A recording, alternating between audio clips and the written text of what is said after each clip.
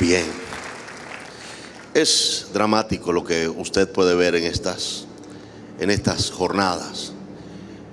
Tenemos que orar mucho por nuestro país. Esas jornadas nos dan una información precisa de la situación en la que está nuestro país. Tal vez usted no vea lo que podemos ver algunos cuando vamos a esos lugares, pero se da cuenta que la gente no está comiendo bien. Algunos no están comiendo sino una vez cada 2 días o una vez al día cuando le va muy bien.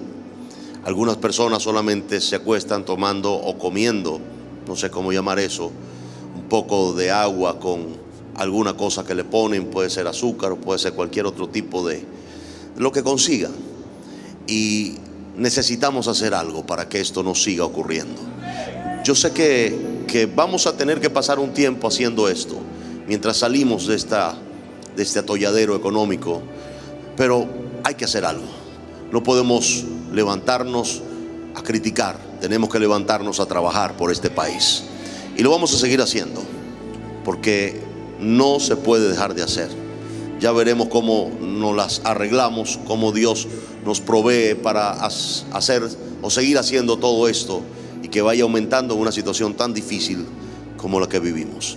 Bien, en Lucas capítulo 7 le leo la palabra del Señor en el verso 18. Los discípulos de Juan le dieron las nuevas de todas estas cosas, y llamó Juan a 2 de sus discípulos y los envió a Jesús para preguntarle: ¿eres tú el que había de venir o esperaremos a otro?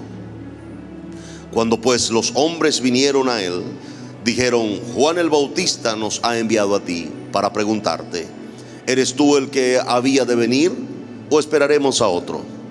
En esa misma hora sanó a muchos de enfermedades y plagas y de espíritus malos, y a muchos ciegos les dio la vista. Quiero hablarles en esta mañana en la misma línea de la revelación de Jesús, sobre este tema titulado Los ciegos ven. Lo primero que le voy a explicar es que en el Antiguo Testamento usted no va a conseguir a un ciego viendo. Lea toda su Biblia, desde Génesis hasta el último libro del Antiguo Testamento, y se va a dar cuenta que no registra la Biblia ningún milagro de esta naturaleza. En el Antiguo Testamento los ciegos nunca vieron. Es cuando Jesús aparece en escena en su ministerio, los 30 años, cuando empieza a suceder esta manifestación. Los ciegos ven. Ahora, los ciegos ven es un nuevo momento. Los ciegos ven es una nueva manifestación. Puede llamarle una época nueva, puede llamarle un pacto nuevo, puede llamarle una dispensación nueva, pero es una manifestación que antes no ocurría. Jesús aparece en escena, y siempre que Jesús aparece en escena ocurren cosas que antes no ocurrían. Eso ocurrió hace 2000 años, y eso sigue ocurriendo ahora cuando alguien recibe a Jesús como su Salvador. Cuando alguien invita a Jesús a su vida, empieza a haber un cambio sustancial, sostenido, dramático, permanente en la vida del que lo recibe. Y este cambio genera que se susciten nuevas circunstancias. Es decir, una persona que recibe a Jesús empieza a caminar en un camino nuevo, empieza a andar hacia una dirección diferente. Eso hace que usted empiece a ver lo que antes no veía. Explico un poco esto. Cuando una persona recibe a Jesús, lo primero que se da cuenta es su condición.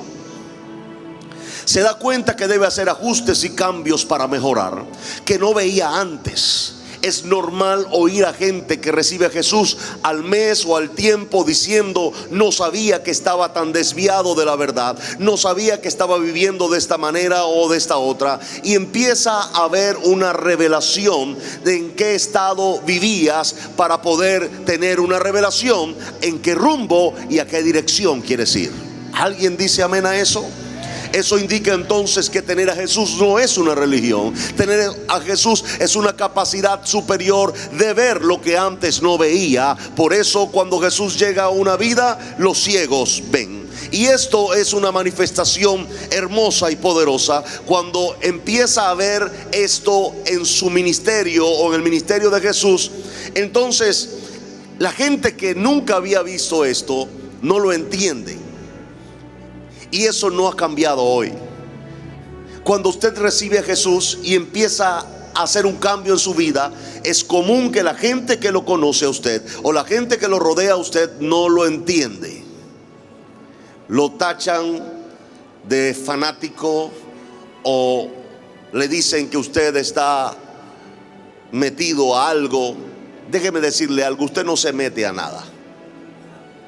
Si cuando usted recibe a Jesús alguien le dice ¿te metiste evangélico?, dígale no, no me metí.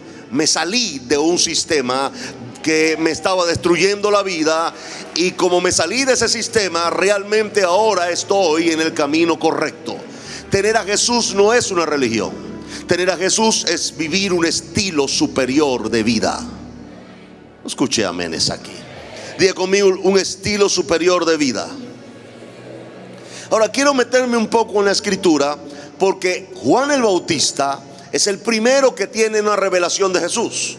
Juan el Bautista es el primero que ve a Jesús, y déjeme explicarle algo: no como un hombre más, no como su primo, porque eran primos, sino que cuando Jesús aparece en el Jordán, él le dice a Jesús delante de toda la multitud: he aquí el Cordero que quita el pecado del mundo. No dijo he aquí mi primo, no dijo he aquí el hijo del carpintero, no dijo he aquí el carpintero, dijo he aquí el Cordero que quita el pecado del mundo.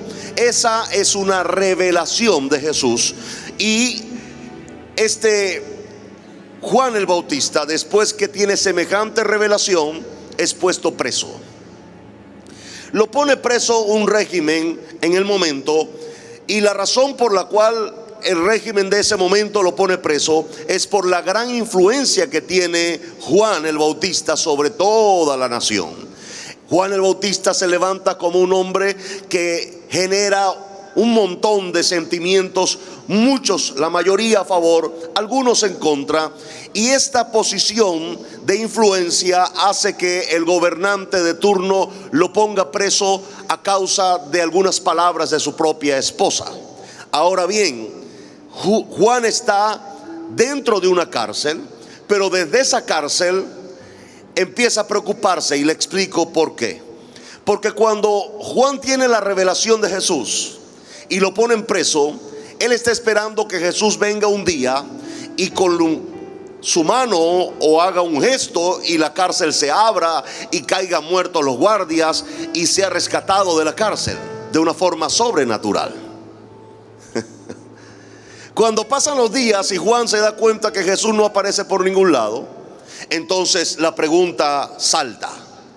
Juan le dice a sus discípulos: tengo una preocupación, vayan y pregúntenle a Jesús si él es el que iba a venir o esperamos a otro. Usted puede preguntar ahora: ¿cómo es posible que un hombre del calibre de Juan ahora dude de que Jesús sea el Mesías y el Salvador de toda la humanidad? Fue él mismo el que tuvo la revelación. A Juan nadie se lo dijo. Juan lo recibió del cielo. Pero ¿por qué la revelación de Jesús se había empañado en Juan? Porque Juan esperaba algo diferente de Jesús. Voy a volver a repetirlo. Juan esperaba algo diferente de Jesús. Juan esperaba que Jesús lo sacara de la cárcel. Como Jesús no lo fue a sacar de la cárcel, él empezó a dudar de que Jesús fuese quien él pensaba o creía que él era. Y eso hace entonces que yo le tenga que preguntar a usted: ¿espera usted algo diferente de Jesús a lo que debe esperar? Porque esa es la principal razón de la deserción en el camino de la salvación. El primer motivo principal de desertar de las filas de Jesús o de la iglesia no es la tentación del mundo, no es el pecado del mundo, es esperar de Jesús algo diferente a lo que debes esperar.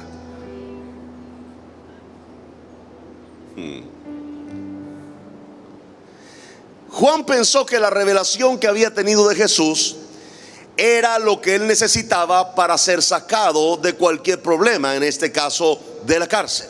Eso entonces puede hacerme pensar, y le digo esto como un punto, la revelación de Jesús puede hacerme pensar que ahora Jesús tiene que hacer lo que yo quiero. Y la revelación de Jesús no es para que Jesús haga lo que tú quieres, sino para optimizar tu servicio de manera que seas mucho más eficiente en él, aunque al final del día tú no recibas lo que estabas esperando. No escuché amenes en este lugar.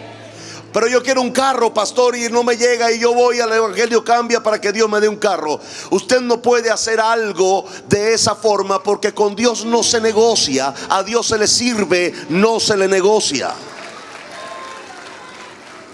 Señor, yo voy a ir al Evangelio Cambia para que me des un esposo o una esposa.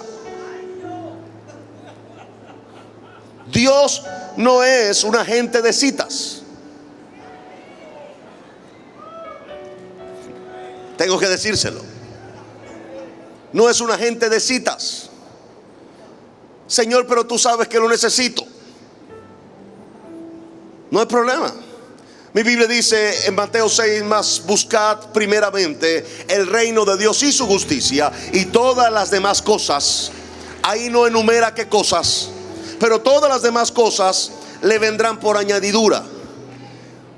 Usted no puede contaminar su servicio, o no puede contaminar su revelación de Jesús con un interés egoísta, porque va a terminar esperando algo de Dios que no es lo que debe usted esperar.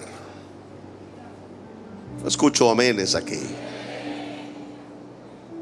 Es una cosa seria, porque yo entiendo las circunstancias, todos las tenemos. Y todos queremos que Dios nos saque de esa circunstancia. Pero cuando la prioridad que yo tengo es que Dios haga lo que yo quiero, dejo de servir de acuerdo a la voluntad de Dios. Se convierte todo en un vano interés. No es diferente a los valores del mundo. En el mundo la gente hace algo por algo, nunca hace algo por nada. Le voy a volver a repetir eso. En el mundo la gente siempre hace algo por algo, nunca hace algo por nada. Ahora yo le voy a preguntar a usted: ¿qué hizo usted para ser salvo? No, dígamelo, a ver si se la ganó. Porque según mi Biblia, cuando Jesús lo consiguió a usted, dice que usted estaba en delitos y en pecados, y una ignorancia enorme de lo que era Dios, su reino y su bondad. Es decir, cuando Jesús te consiguió, tú no hiciste nada para que Él te consiguiera. Él te buscó, Él te halló, Él te salvó. Mi Biblia dice que Él me amó primero. Él te amó cuando tú estabas metido en un bar. Él te amó cuando tú estabas metido en una vida desordenada. Él te amó cuando tú estabas metido en una religión seca. Él te amó en cualquier circunstancia. Y luego que te amó, te mostró su amor. Y luego que te mostró su amor, te aló hacia su camino. Y después, caminando en ese camino, Él espera que tú vivas de la misma manera que Él te lo dio. Te lo dio de gracia, dalo tú de gracia también. No lo hagas por interés. No lo hagas contaminando tu servicio porque esperas algo. Mi Biblia dice que Dios sabe de qué nosotros tenemos necesidad. La revelación de Jesús me tiene que hacer ver algo que no veía.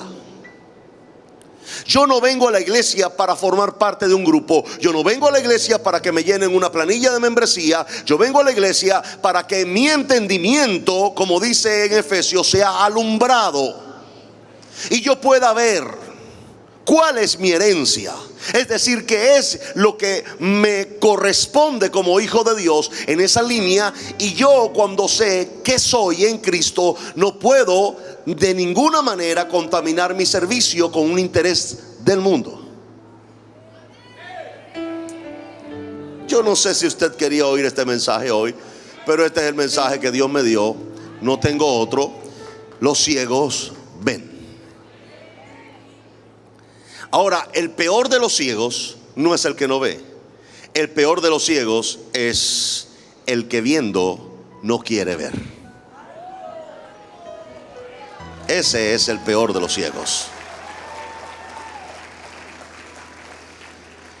Hay gente que piensa que ve, pero están lejos de la practicidad del evangelio. ¿Por qué? Porque lo contaminamos. Hicimos del evangelio una sumatoria de reglas, normas y doctrinas. Y para cualquiera que empieza a asistir a una iglesia, cree que con observar las normas y las doctrinas ya vio. Pero resulta que no hay peor ciego que el que no quiere ver. Cuando empezamos nosotros a pensar que porque asistimos a una iglesia tenemos todo hecho y todo ganado, nos equivocamos.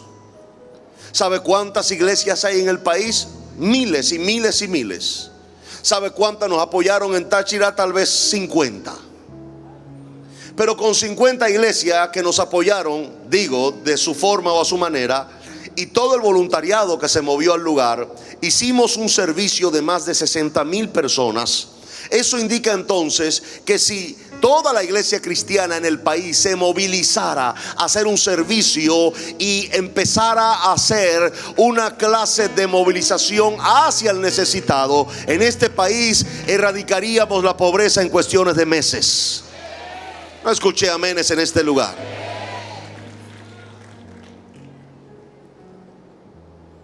¿Qué nos falta? Nos falta sensibilidad. Y eso solo lo puede hacer Jesús cuando te abre los ojos. Jesús cuando te permite ver. Ahora, fíjese bien que Juan no fue libre de la cárcel. Nunca. Estos jovencitos que estuvieron en el Congreso de Jóvenes conocieron a Jesús en la cárcel. Sacaron una canción muy impactante y pidieron saludarme y despedirse cuando ya les tocó regresarse a su lugar de reclusión. Jovencitos, tal vez 20 años o menos. Entraron en un grupo, no sé si eran como 10. Muy afectados, se puede ver en ellos el cambio de Jesús, la luz de Jesús. Y recuerdo haberle dicho a estos muchachos: hijo, yo sé que ustedes siguen recluidos en un lugar. Para la gente, para los que lo cuidan, para los guardias y para la sociedad, ustedes son presos. Pero le dije: es imposible llamarle preso a alguien que Jesús libertó. Imposible. Le dije: ustedes no son más presos, ustedes son libres por medio de la gracia de Jesús. Y nunca más se sientan presos. Aunque estén en una celda, la libertad de un hombre no se limita al territorio o el espacio en el que se mueve. La libertad de un hombre se suscribe a cuánta grandeza tiene en el corazón. Y eso es lo que estamos dándole a este país: grandeza desde el corazón del venezolano. ¿Alguien dice amén a eso? Diga conmigo: los ciegos ven. Eso es lo que empezó a ocurrir. Un cambio diametral de lo que era un pacto antiguo y un nuevo pacto. Pero me deja claro que la revelación de Jesús no es para hacer que Jesús haga lo que yo quiero, sino para servir a Jesús de manera eficiente, aunque yo no reciba al final lo que yo quiero. Llámese sanidad, llámese prosperidad o lo que sea. O lo que sea. Mi servicio a Jesús no está conectado con un interés egoísta. El servicio a Jesús debe hacerse desde el corazón, con la grandeza que recibiste de Él, y no contaminarlo con el egoísmo. No es el único que aparece en la Biblia, así que si usted lo ha hecho, no se sienta mal. El segundo está en Mateo 16. Usted conoce esa historia. Los 12 discípulos están reunidos en algún lugar con el Señor, y Jesús les pregunta primero a ellos: ¿qué dice la gente afuera de mí? O ¿quién dice la gente afuera que soy yo? En algún momento, y déjeme explicarle esto, a Jesús le preocupó el concepto de Él en la calle. entonces no es como algunos piensan. No importa lo que yo haga o no importa lo que yo diga en la calle, lo importante es mi corazón. No, si tú das una mala imagen de Jesús afuera, eso va a pensar la gente que es Jesús afuera. Jesús se preocupó por su reputación afuera. Y le preguntó a ellos: ¿quién dice la gente que soy yo afuera? Por supuesto, todos dijeron un montón de cosas. Ninguno acertó. Ahora Jesús conecta una responsabilidad cuando pregunta: ahora, ¿quién dicen ustedes que soy yo? Y esa pregunta se conecta con la primera. Les deja claro a los discípulos de ese tiempo, y les quiere dejar claro a los discípulos de este tiempo, que la gente en la calle va a tener el concepto de Jesús que nosotros le dimos. Por eso usted sale a la calle y le dicen evangélico, y la gente no quiere venir a la iglesia. ¿Por qué no quieren venir a la iglesia? Porque no quieren convertirse en evangélicos, no quieren convertirse en religiosos, porque esa es la imagen que tiene la gente de Dios en la calle. Pero de repente sale el evangelio, cambia, a predicar a Jesús, y la gente recibe amor, recibe respeto, recibe bondad, recibe cosas en esa misma línea de amor y bondad. Entonces la gente empieza a decir: este es el Jesús, este es el Dios que yo quiero. Y empieza a tener una nueva imagen de Jesús y una nueva imagen de Dios. Y esto lo vamos a cambiar con este servicio. ¿Alguien dice amén a esto? Claro que sí. Esto entonces empieza a generar otra imagen de lo que la gente pensaba que Jesús era afuera. Pero entonces Pedro levanta la mano y dice: yo sé quién eres tú. Jesús se acerca a Pedro y él le dice: tú eres el Cristo, el Hijo del Dios viviente. Entonces Jesús le dice: no te lo reveló carne ni sangre, sino mi Padre que está en el cielo. Esto es poderoso. Hasta este momento vamos muy bien. El problema viene cuando, después de tener esta tremenda revelación, unos versos más adelante, eso está en Mateo 16:16, pero en Mateo 16:23, Pedro le dice: Señor, no puedes morir. Y cuando usted lee el verso 22, se da cuenta que aparentemente no hay maldad en Pedro. Aparentemente. ¿Por qué Pedro no quiere que Jesús, su Señor, muera? Si hubiera sido solamente el hecho de que Pedro amaba tanto a Jesús que no quería que Jesús muriera, Jesús lo hubiese tratado de otra manera.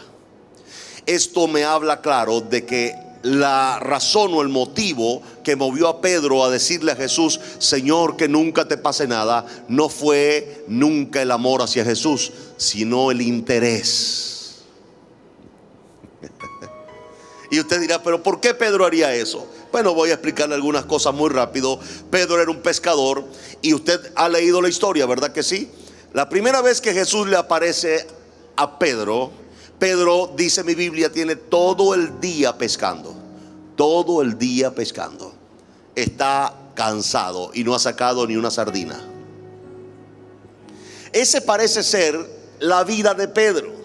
Pedro sale muchas veces a pescar y no pesca nada, y tira la red todo el día y regresa a casa con 2 o 3 pececillos, le da comida a su familia, vende un pececillo por ahí, le queda algo. Es decir, la vida de Pedro era muy dura. De repente Jesús lo saca de esa vida, lo pone al servicio de él y de la gente, y entonces Pedro empieza a tener todos sus gastos cubiertos. Y seguramente Jesús, que era total y completamente responsable, mandaba un chequecito todos los meses a la suegra de Pedro y a la esposa. Sí, Pedro estaba casado, porque tenía suegra. Jesús la sanó. Usted sabe eso. Es normal decir suegra si usted tiene esposa. Así que el primer papa se casó, tenía esposa, y ahora se le aplicaron a todos los demás curas que no pueden casarse. Pero no me voy a meter con esto, porque estos son normas de otra organización de carácter religioso, y si ellos no quieren casarse, allá ellos. Pero quiero dar la verdad de que el primer papa de esta organización, Pedro, estaba casado. Pero ese no es el punto. Pedro entonces piensa: Jesús muere y yo regreso a pecar, y yo no quiero volver a eso nunca más. Señor, que no te pase nada, por favor. Ahora sí lo entiende, ¿verdad? Era egoísmo. No era bondad, no era amor, no era preocupación sana y santa. Era egoísmo, era interés. Quería seguir viviendo en la ola de Jesús, porque Pedro tenía todo lo que quería y tenía una cosa que le gusta mucho a la gente, que es fama. Pedro llegaba y decía: ese es uno de los 12, pásalo por aquí. No hacía la cola. Cuando llegaban las cosas al mercado, lo pasaban por la puerta de atrás. Le decía: toma, dale esto al maestro, y eso para ti también. Pedro tenía una relevancia en toda la ciudad que antes no tenía. Era el pescador, pero ahora era el discípulo del hombre famoso del momento. Y Pedro no podía comprometer esa fama y esa comodidad, y le dice a Jesús: Señor, que no te pase nada.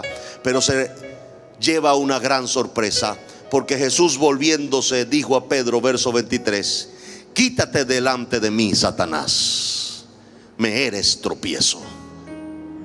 Esto es duro, porque este es un hombre que hace 4 o 5 versos atrás tiene la mayor revelación de todos los 12 discípulos.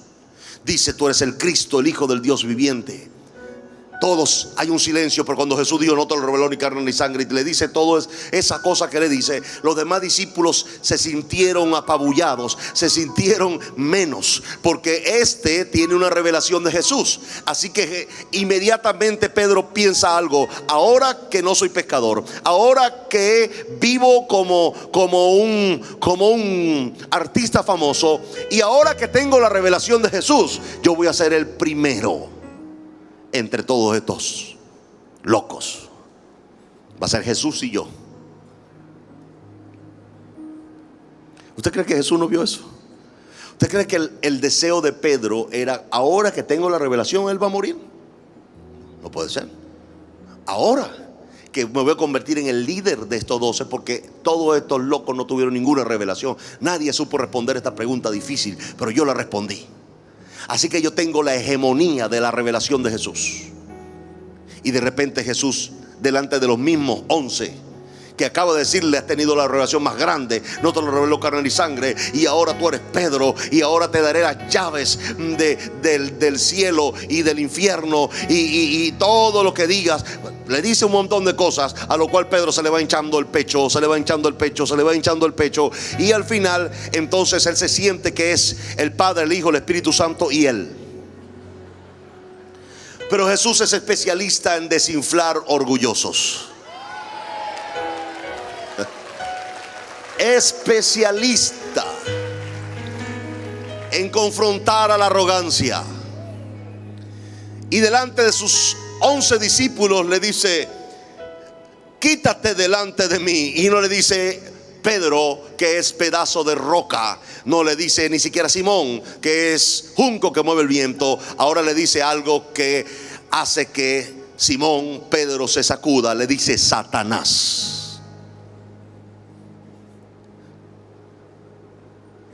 El momento es histórico. Los otros 11 se ponen la mano así en la cabeza. Judas dice: ve que yo no era tan diablo. A mí nunca el Señor me ha dicho diablo. Así que robar no es malo. Judas dijo: lo que hizo Pedro es peor, así yo puedo seguir robando tranquilo aquí. ¿Usted se imagina el impacto emocional que recibe Pedro cuando le acaban de decir Satanás? Enorme. ¿Y por qué Jesús le dice Satanás? Aquí mismo está la explicación, en el mismo verso. Le dice: porque no pones la mira o la mirada en las cosas de Dios, sino en la de los hombres. ¿Está listo para lo que le voy a decir? Cuando usted vive solamente viendo las cosas del mundo, le podría llamar, pero no lo voy a llamar. Voy a hacer un llamado de arrepentimiento para que usted no siga caminando en esa línea. Mi Biblia dice que Satanás debe ser mi adversario. Debe ser mi adversario. Así que siempre espero que Satanás me haga una adversión. Cuando yo veo a Satanás haciéndome adversión, me siento bien porque voy bien. Cuando usted no tenga a Satanás como su adversario o el que le hace oposición, preocúpese. Porque si Satanás no viene en sentido contrario, usted va con Satanás en la misma dirección. ¡Qué peligro! Así que cuando yo no tengo adversión de Satanás, con diferentes ataques de diferentes ángulos, me preocupo. Cuando todo está bien y todo sale bien y no hay adversión, me preocupo. Es más, cuando no siento ninguna adversión, empiezo a decir: diablo, ¿dónde estás? Diablo, me hace falta. Usted dirá: ¿qué es eso, pastor? Sí, porque él tiene que hacer su trabajo. Si él no está haciendo su trabajo, es porque yo no estoy haciendo el mío. ¿Alguien entendió lo que acabo de decir? Si yo no tengo adversión de Satanás y ataques y circunstancias, etcétera, etcétera, debe haber una preocupación seria, porque eso indica que no estoy avanzando en su contra. Eso es peligroso. Pero como le digo, no le voy a decir diablo. Le voy a invitar a dejar de poner su mirada en las cosas de los hombres y empezar a poner su mirada en las cosas de Dios, en las cosas que son más altas. Estaba reunido con los pastores en Táchira y uno de los pastores, yo le estoy comentando lo difícil de este trabajo en esta situación económica tan difícil. Y uno de los pastores dice: sí, pero esto va a cambiar y las cosas van a venir a nosotros y entonces vamos a dejar de estar en escasez. Y yo le dije una palabra que yo sé que fue incómoda, pero es la verdad. Le dije: no hacemos esto para que nosotros estemos cómodos, en primer lugar. Y en segundo lugar, ni tú ni yo estamos siendo llamados a amontonar fortunas, sino a repartir recursos. Así que ese llamado es pensar en las cosas de Dios y no en las cosas de los hombres. Lamentablemente se nos ha estado predicando por mucho tiempo que tu bendición depende de la cantidad de cosas que amontonas. Pero tu bendición no depende de la cantidad de cosas que amontonas. Tu bendición depende de la prioridad de cosas que tú tienes en el corazón. Y la prioridad de cosas que yo tengo en el corazón, en primer lugar, es servir a mi Dios. Y en segundo lugar, es servir al prójimo. Porque en eso se resume toda la ley y los profetas. Nadie puede servir a Jesús si no lo ama. Y nadie puede servir al prójimo si no ama a Jesús. Esto es una reforma. Y no estamos haciendo un voto de pobreza, porque Dios siempre bendice con cosas, porque lo dice la Biblia. Buscad primeramente el reino de Dios y su justicia, y todas las demás cosas os serán añadidas. Entonces las cosas van a llegar. Pero yo no hago lo que hago por las cosas. Yo hago lo que hago por Jesús, y las cosas que necesito vienen. Pero en el momento en que yo me convierto en un amontonador de cosas, en un represador de cosas, yo empiezo a perder mi visión que Jesús me dio, porque los ciegos ven, y empiezo a contaminar mi corazón. No hay nada peor que vivir para amontonar cosas. El gran problema que tenemos no en Venezuela, sino en el mundo, es la mala distribución de las riquezas. Distribución de las riquezas. En ese mismo desorden de distribución está un desorden de oportunidades. Ahora, Jesús dijo una verdad: a los pobres siempre lo van a tener con ustedes. Y yo les voy a decir claro, en este verso está muy evidente de que siempre habrán pobres. Ahora, no estamos hablando de erradicar la pobreza al 100%, pero llevarla a su mínima expresión. Y que nos permita entonces atender a la gente que es pobre de forma digna, para que no vivan mal. Eso es justicia. Los políticos le llaman populismo, pero no es populismo, es justicia social. Ahora, la justicia social sin un desarrollo económico es otro extremo. Pero no quiero meterlo a usted en ese asunto, porque tal vez le complicaría el mensaje. Pero la pobreza es el resultado de un desbalance económico. Si hubiera un balance económico, la pobreza fuese algo muy pequeño. Nadie piensa que en un mensaje algo como esto es importante, pero es importante para que usted vea. Los ciegos ven.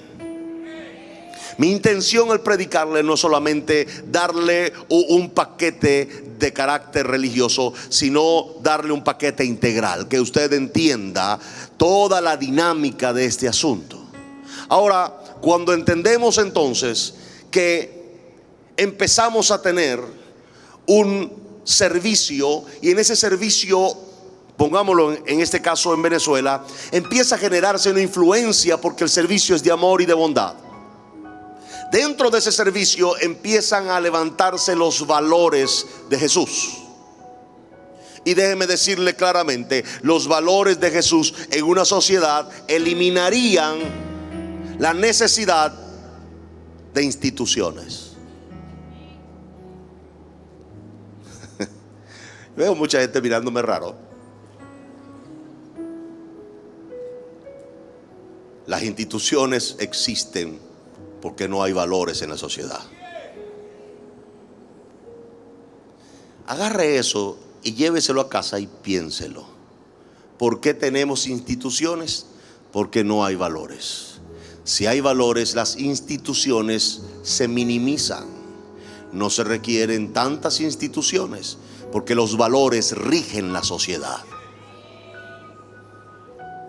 Se llama Jesús. Y Jesús, cuando hablaba, decía cosas que la gente no lograba entender.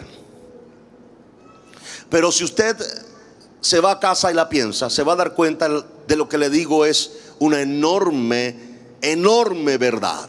La verdad es que necesitamos abrir los ojos. Necesitamos ver realidades que vengan como consecuencia de nuestra relación con Dios. La relación que yo tengo con Dios no debe limitarse a estas cuatro paredes de este templo. No debe limitarse a una vida escasa leyendo la Biblia un capítulo por día, porque eso hace que mi conciencia religiosa sea saciada. Orando un tiempo en el día, porque eso hace que mi disciplina evangélica me haga sentir bien. Sino teniendo una relación con Dios que pueda tocar todas las áreas de mi vida y me pueda hacer ver o permitir ver verdades o realidades que puedo afectar con este mensaje. Y con este mensaje Jesús cambió toda la tierra en antes de Cristo y después de Cristo. Y cuando Jesús llega a tu vida es igual, es antes de Cristo y después de Cristo. Pero cuando sea el cristianismo y los valores de Cristo en este país, la mayor influencia igual va a ser antes, o Venezuela antes de Cristo y Venezuela después de Cristo. Va a ser un país del todo diferente. ¿Alguien dice amén a eso? Es sorprendente que tanta gente vea este programa. Yo digo que tiene que ser una cosa de Dios. Tiene que ser que Dios le está metiendo a la gente a algún tipo de corrientazo, como a las 5 de la mañana, para que la gente se levante y vean el programa. Es sorprendente. Me decía una persona, de un alto ejecutivo de Venevisión: estamos sorprendidos. Ustedes están haciendo publicidad. Ustedes están haciendo, porque nosotros no tenemos, ese programa no tiene publicidad en el día como otras programaciones. Sin embargo, su rating aumenta más rápido que cualquier tipo de programación que tengamos.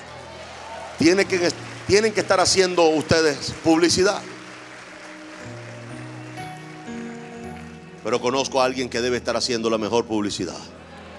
Se llama Espíritu Santo y le debe estar poniendo en el corazón a la gente en el oír y ver estas cosas.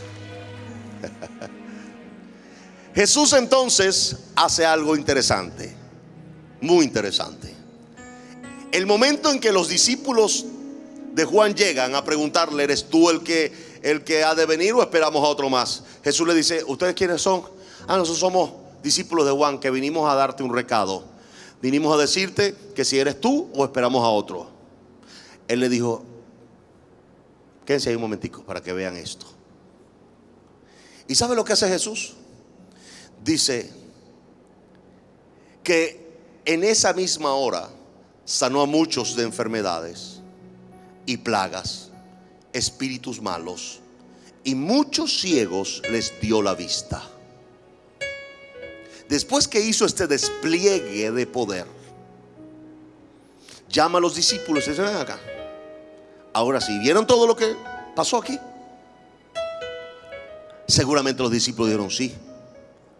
Ahora sí, vayan y díganle a Juan lo que ustedes han visto y han oído. Díganle a Juan, no que yo soy, no. Díganle que los sordos oyen. Díganle que los muertos son resucitados. Díganle, y esto es interesante, que los cojos andan. Díganle que los leprosos son limpiados. Pero viene algo interesante: díganle que a los pobres les es anunciado el evangelio. Y aquí viene algo que lo va a sacudir. Cada vez que Dios va a intervenir en una sociedad, lo hace empezando por los pobres.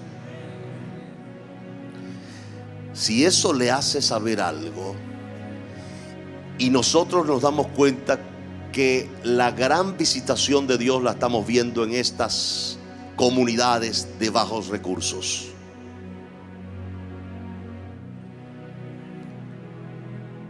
Un padre me trae a un niño como de 2 o 3 años, no lo sé, tipo grande, pudo abrirse paso entre la gente, y se me paró enfrente y me dijo: pastor, lo veo todas las mañanas. Pero me dijo algo que me sorprendió más: mi hijo se pone a verlo conmigo. Digo: pero es 5 y algo de la mañana, pero él se para y lo ve. Y su sueño, pastor, es ser del evangelio cambia. El sueño del niño es ser del evangelio cambia. Él quiere predicar a Jesús. Y le dice a su papá: yo voy a hablar como él. Algo está pasando. Yo quiero que usted no pierda su esperanza, porque algo está pasando. Dios está visitando a nuestros niños en esos barrios. Y poco a poco estamos viendo que esos niños ya no quieren ser pranes, quieren ser del evangelio cambia y quieren predicar a Jesús. Eso nos puede desencadenar una corrección de la próxima generación. Así que nunca permita que alguien le diga: pero no está pasando nada. No, sí está pasando algo. Diga conmigo: está pasando algo. El hecho, y créame esto, el hecho de que la gente esté en cárceles como Juan. El problema de la persona que está en una cárcel es que esa situación no necesariamente es estar en una celda con barrotes de hierro. Una cárcel puede ser tu propia circunstancia.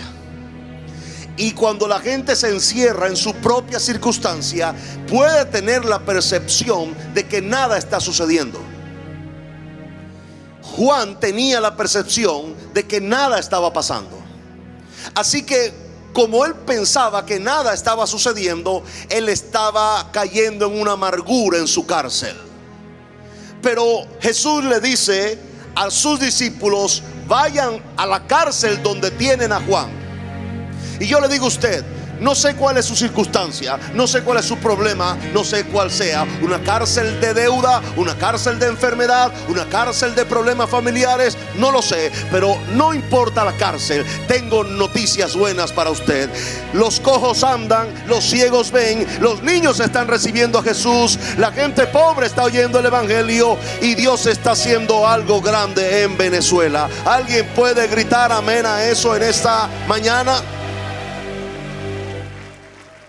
Diga conmigo: sí está sucediendo algo bueno. Dígalo otra vez: sí está sucediendo algo bueno. Están pasando cosas.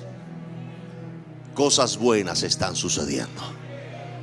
Aunque lo que tú veas en esa cárcel circunstancial sean puras malas noticias, o sea una circunstancia muy difícil, están pasando cosas buenas. Recuerdo que cuando viene María y es embarazada, bueno, no embarazada, es anunciada que va a ser embarazada por obra y gracia del Espíritu Santo, el ángel le dice esto: tu tía Elizabeth tiene 6 meses de embarazo. La que no podía dar a luz está embarazada. ¿Qué es lo que el ángel trata de hacer con María? Trata de decirle: María, el problema que tú estás pasando, ya alguien más lo pasó, y ya alguien más fue bendito con un milagro. Eso indica que yo no sé lo que se está pasando, pero déjeme explicarle algo. Ya alguien salió de ese mismo problema donde tú estás hoy, y lo hizo con la fe en Jesús, y el próximo que va a salir de ese hueco vas a ser tú. Eso lo puedo asegurar. ¿Alguien puede gritar amén a eso? Así que no caiga en desesperación, no caiga en ese hueco resbaladizo que se llama desesperación, porque alguien ya salió de ese hueco.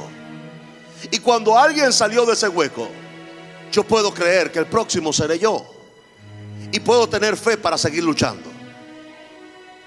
Le explico algo. Había una nación tan pobre, Israel, que por 470 años se limitaron a ser esclavos de un imperio como lo era Egipto. Las circunstancias eran claras. No era solamente el yugo opresor que había del imperio egipcio sobre un pequeño pueblo llamado Israel, sino que los israelitas se empezaron a sentir esclavos. Y ahí está el problema de un país. Cuando un país empieza a pensar y a sentirse menos, poca cosa, entonces la circunstancia no es nada. El problema radica en el corazón. Yo creo que no lo ve todavía mucha gente, pero más que una circunstancia es como se siente un país. Porque Israel se sentía muy mal. Se sentía tan mal que cuando Moisés empezó a decirle: vamos a ser libres, dice mi Biblia en Hebreos que ellos no le creyeron. Se acostumbraron a comer bofe, lengua, asaduras, se lo tiraban como perros. Se acostumbraron a trabajar como animales, a vivir mal, a comer mal. Se acostumbraron. Y como se acostumbraron a eso, cuando alguien les dijo van a ser libres, no lo creyeron. Aún más, querían seguir viviendo así. nadie puede sacarte de ese hueco a menos que tú creas y quieras salir de ahí.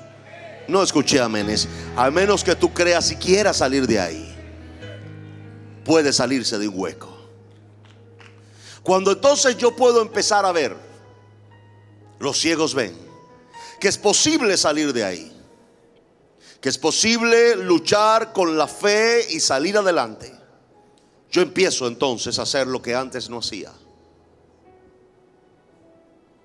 Le voy a dar una buena noticia.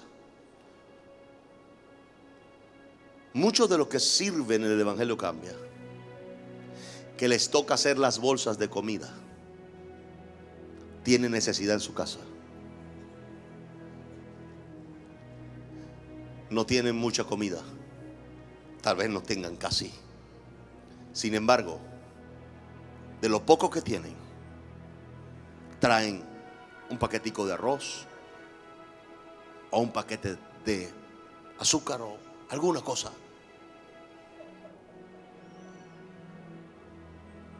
Cualquiera podría decir que esa persona es pobre. Cualquiera que limita el término pobreza a la escasez de recursos podría decir que también es pobre. Pero delante de una persona que recibe esa comida y delante de la persona que lo da, aún no teniendo mucho en su casa, la mayor riqueza la tiene aquel que la dio, aún teniendo necesidad en su casa. Eso es uno de los valores de Cristo, se llama solidaridad.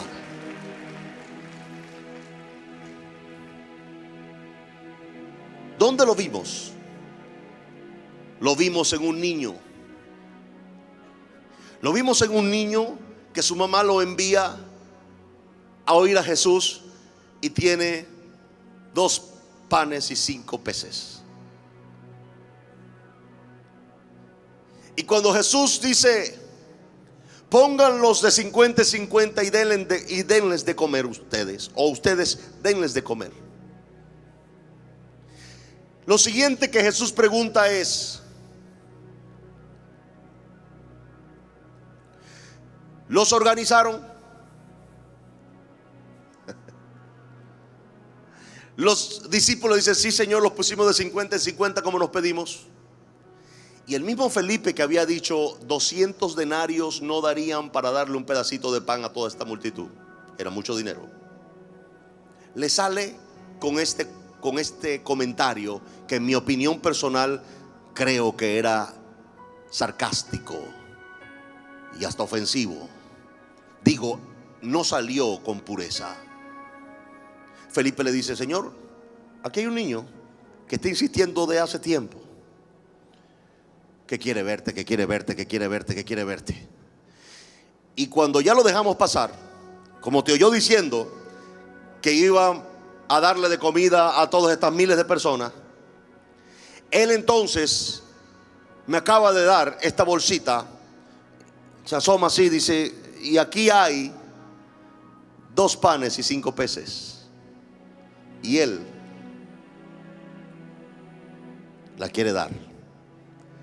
Pero quiero aclararte, Señor Jesús, que eso es todo lo que tenemos. No hay nadie más que haya traído acá comida. La única comida existente en medio de esta circunstancia la tiene este niño, y en vez de esconderse en un rincón a comérsela, la trajo para entregártela, a ver qué se puede hacer con 2 panes y 5 peces. Jesús ve al niño con una sonrisa. Tal vez vio a Felipe con mucha seriedad. Agarró la bolsa, dijo: tráiganme una cesta. Vació la bolsa en la cesta, levantó la cesta, bendijo los 2 panes y los 5 peces, y le dijo a Felipe: Felipe, toma y échalo en otra cesta y reparte las otras cestas. Así que la primera cesta tenía 2 panes y 5 peces, Pero cuando Felipe la volteó a la otra cesta, cayeron muchos panes y cayeron muchos peces, y así sucesivamente. Y empezó a haber abundancia en todo el lugar, porque un niño se movió en un valor que se llama solidaridad por causa de Jesús. El niño dio lo que tenía, aún sabiendo que se quedaba sin comida. ¿Quién hace eso? Solamente alguien que vea a Jesús y que tenga una revelación de Jesús y pueda ver. Este niño vio grandeza. 10 o 12 años. Este niño vio grandeza en el acto de dar, no en el acto de recibir y amontonar. Este niño dio todo lo que tenía. Y no estoy diciéndole a nadie que lo dé todo, estoy diciéndole a todos que den algo. Y en ese dar algo y compartir con alguien se manifiesta la grandeza de un ser humano que tiene a Jesús en el corazón. Porque es común que en medio de la escasez la gente compre algo para tenerlo en su casa y comerlo cuando lo necesite. En momentos de escasez hay otro caso. Hay gente que compra cosas para vendérsela a otro que la necesita, ganándole 1000%. Es una economía baja que aprovecha la necesidad del prójimo. Pero dentro de esto hay una tercera cosa, y es gente que con dificultad consigue 2 paquetes de harina pan, porque es lo que le permitieron comprar.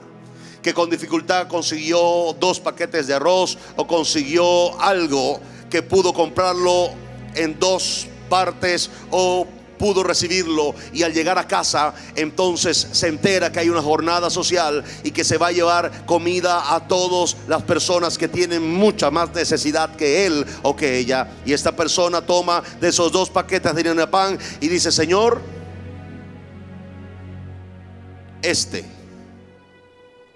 bendícelo para que se multiplique,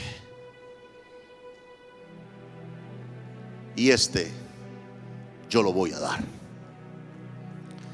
Eso es el evangelio de nuestro Señor Jesucristo, el glorioso evangelio de nuestro Señor Jesús.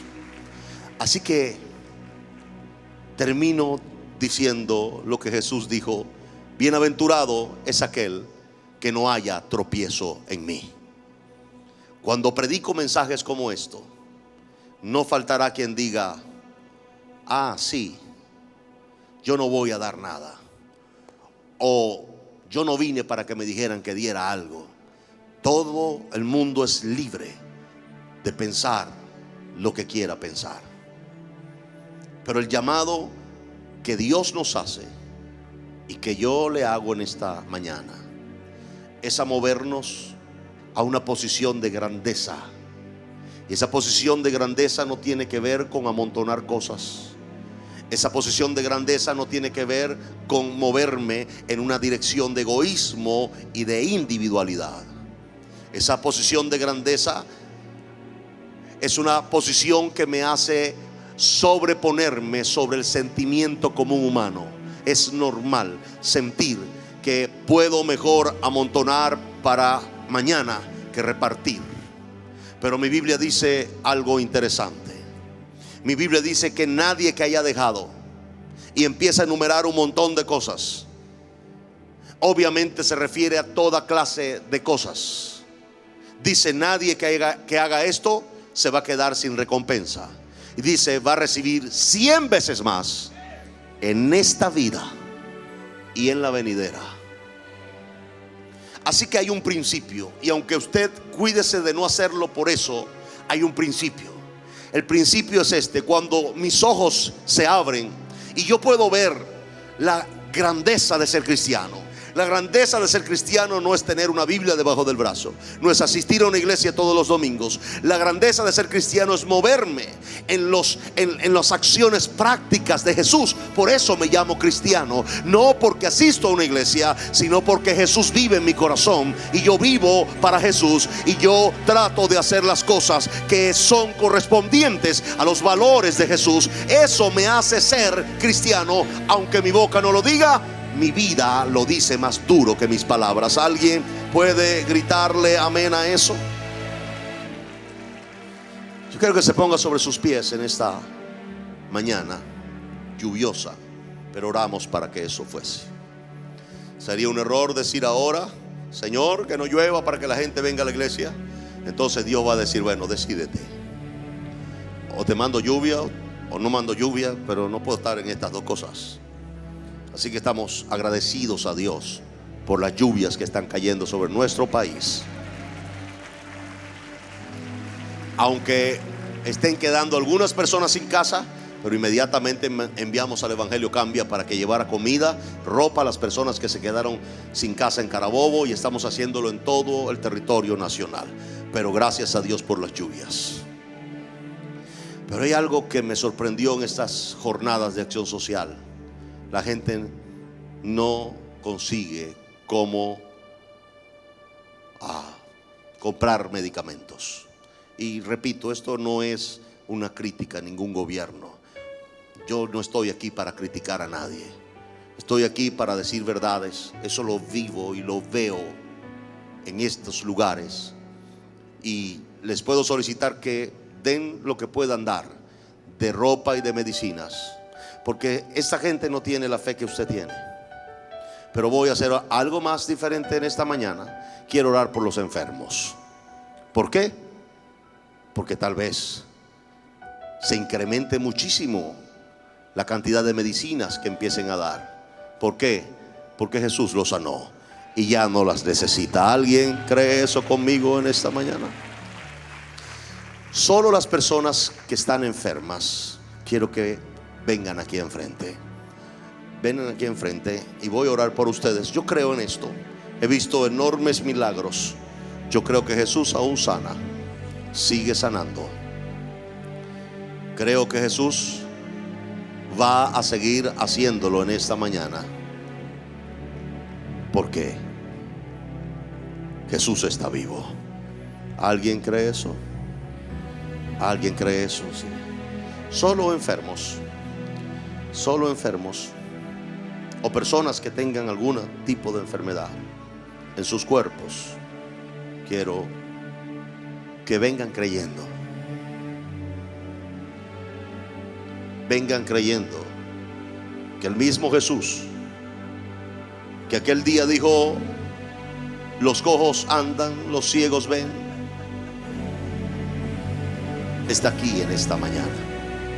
Ese mismo Jesús que dijo: de donde se reúnen 2 o 3 en su nombre, allí estoy yo en medio.